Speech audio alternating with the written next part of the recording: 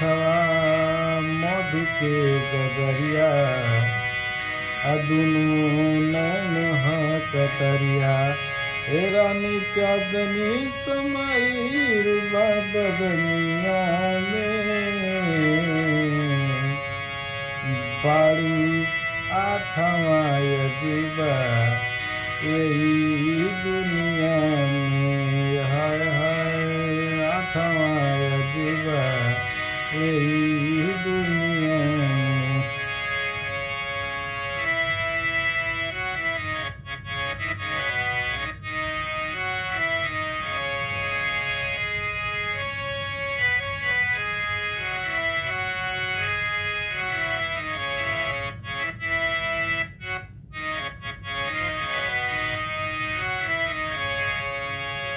होठवा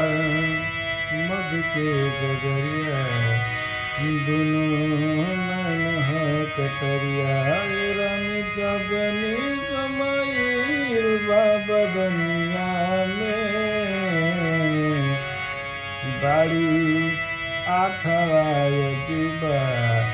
यही दुनिया में हाय हाय आठवां अजूबा यही